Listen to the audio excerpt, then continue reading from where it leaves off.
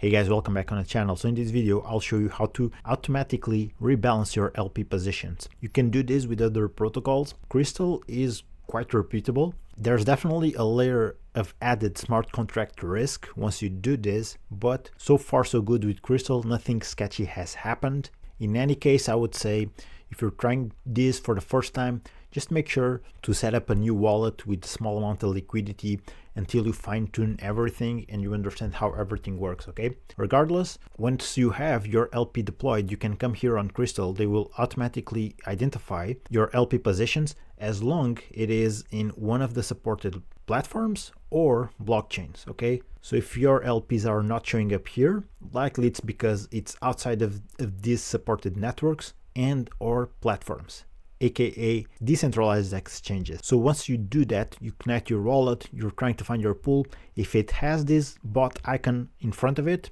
automation is supported, and you can trigger your own rebalancing strategies to be completely automated and hands-off.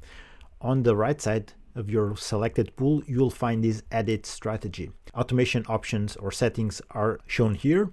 I'm going to show that in a second, but if you want to do things manually here on Krystal, you will also do that. Just know that whatever action you perform here, rebalance, compound, harvest, whatever it is, and you are using Krystal's protocol to do so, you are going to pay a very small fee, but a fee nonetheless. It's well below 1%, but it's still a fee that you pay for using Krystal's services, all right? That being said, I think it's still a good platform, especially for complete beginners. In the case of, for example, you want to rebalance your pools, and I will give you PancakeSwap as an example. As good as the DEX as it is, it's not the optimal platform in my opinion, especially for complete beginners. It can be a bit tricky to rebalance the positions here, especially because you have to withdraw liquidity, then redeploy the position, and doing that through Krystal can be much simpler. It will even save you some time. But even if we have liquidity pools on PancakeSwap, we can still rebalance them or manage them through Krystal's interface, which in my opinion, again, it's superior to PancakeSwap's interface to do this. All right, so this is a quick intro. So once you find your pool, you want to automate it, right? So you go on the right side, edit strategy, you click settings, and now I'm going to go over the trigger setup, the advanced rebalance options, and the settings so that you understand what every of these aspects mean. So trigger setup is essentially the set of conditions that need to be met to trigger the rebalance of your LP. So you can showcase this here in the percentage of the pool, in the token terms, and token terms are just the price of the token or the ratio of the tokens, which is essentially the same thing as price, but this shows you directly in percentages. All of this go the same way, so it's just a matter of you choosing what you understand best or what you like to work the best with. So key aspects to consider here are the current rate, which is the current price. This is Siren per USDC, but if you don't like that, you can switch it up for USDC per Siren. So in this case is how many USDC I do need to buy one Siren token. When I swap this, it means how many Siren tokens I need to buy one full USDC. So you can have a time buffer, which I don't recommend you to have. I don't think it's the best way, but depending on the pool and the liquidity pair, it might be good at times to have a time buffer for whatever reason that might be. Usually I don't see a lot of advantages to just have a time buffer, because having it on, it means that every hour my LP would rebalance, and I don't want that.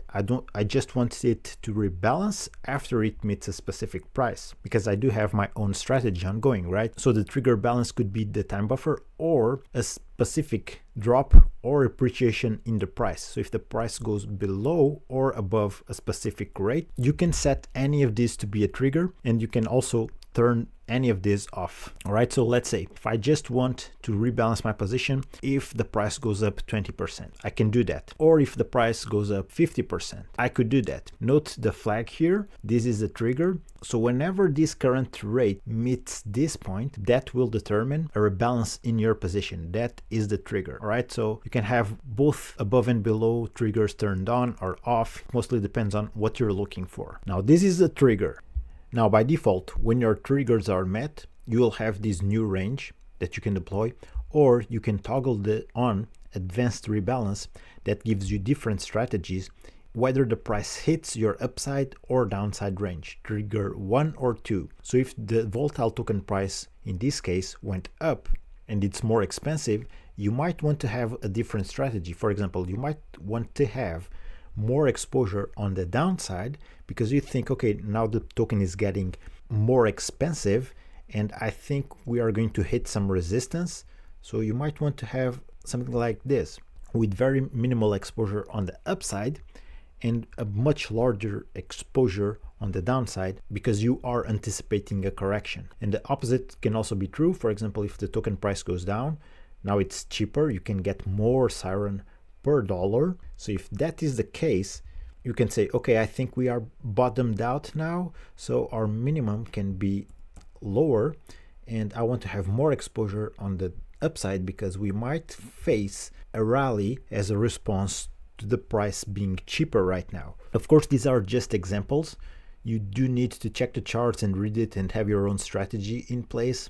But you can see here, meme coins are just crazy and they can go all this way up, but then there will be a correction. So when they go up, likely your upside trigger, it will be activated. So you gotta look at resistance points, support levels, all of those things to just put this in practice. You don't have to, this is just more advanced strategies. It gives you two different ways to respond to market volatility.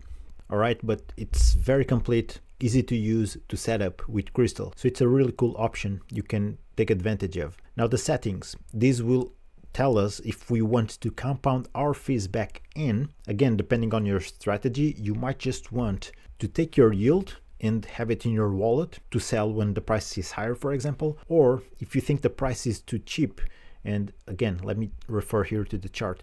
If you think the price is very cheap and it's at a very strong support level, you might want to compound into the pool because you are waiting for another rally and you are just essentially buying it cheap to sell at a larger profit later on. Or you might want to de-risk and not compound into the pool further and just take those fees, store it as stables, as blue chips, or to de-risk into some other pool. So compounding is just that, putting back in or not. It depends on your strategy. Recurring means that your rebalance preferences are automatically applied to each new position following a rebalance action. So this is essentially rinse and repeat. I think this makes more sense to have turned on if you're just farming stable pools, for example. Otherwise, I like to see each pool as its own case and then go from there and decide if I want it to be recurring or not. Unless you have a sort of strategy that you are just widening your ranges wherever the price goes, just to avoid impermanent loss, and you are just adding on the upside the same that you are adding on the downside. You'll have a lower APR, yeah, but you will not lock in impermanent loss if you are just rebalancing the same percentages at every single time that you go out of range. And then end time, this is, for example, let's say you go out on a weekend, you don't want to manage your positions, you set things in place, and whenever this end time is met and you're back from holidays or from vacations, wherever, at that point you are able to manage your LPs manually yourself, then yeah, this can be quite handy in such cases. And then of course there's these setting details here, gas fee ceiling. You want to pay attention to this if you are providing liquidity on Ethereum mainnet, which can be quite costly when it comes to gas fees. Most other chains you will not have that issue, but yeah, this can save you quite a lot because on Ethereum, if the network is too congested, you can pay hefty gas fees. You can pay 20, 30 or more dollars for rebalance. So everything put together, how active the market is, how volatile the pool is, you can end up having your gas fees eating up your profits or more, and you can go at a loss even if you're just working with Ethereum mainnet and not paying attention to this. Pool slippage is when you are depositing into the pool, depending on how deep of liquidity there is. You might need to increase your pool slippage, or even in the case of blue chip asset liquidity pools, sometimes if the market is too hot, if the pool is too active and you do want to deploy liquidity, you might need to increase your slippage, otherwise it will just keep filling the deposit. The same thing for swap slippage. When you are rebalancing back into the pool, even with blue chips, if there is a lot of trading activity, a lot of volume, the markets are too hot, you can have your transactions failing because of that. And this can happen with blue chips and even more with lower liquidity LPs, newer tokens, memes. All of those will more frequently have these issues with pool slippage and swap slippage. Pretty much depends case to case, but If you do not want your transactions to fail, pay attention to this, but generally speaking, 1% is more than enough, especially if you're farming in blue chip pools. But yeah, once you have everything set, you can come here and accept, sign and confirm the transaction in your wallet. I'm not going to do that, this is just for demonstration, right? But you have to confirm and process the transaction so that your automation kicks in, sets in motion from here on. Other protocols exist that do just the same thing as Krystal, but right now I think Krystal is probably the most advanced when it comes to this. I remember using Aperture Finance. I haven't used it in a while, but let me check it. Okay, Aperture Finance. All right, here it is. I remember doing a video about it and showing you step by step how to use it a while ago in the channel, maybe a couple of years ago, 1 year ago, something like that. But I gotta say I haven't used it since. Although they are still active here, and yeah, I think they did add since Aerodrome and Velodrome. They're a bit more limited when it comes to blockchains, but still, you have the big ones here. Even the big DEXs are shown here. All right, but this one was about Krystal. If you have any questions, let me know in the comments, guys. That being said, thank you for watching. I'm going to wrap this one up. If you enjoyed this type of content, like and subscribe for more. Thank you for watching. Take care. Keep exploring crypto, and I'll see you in the next one.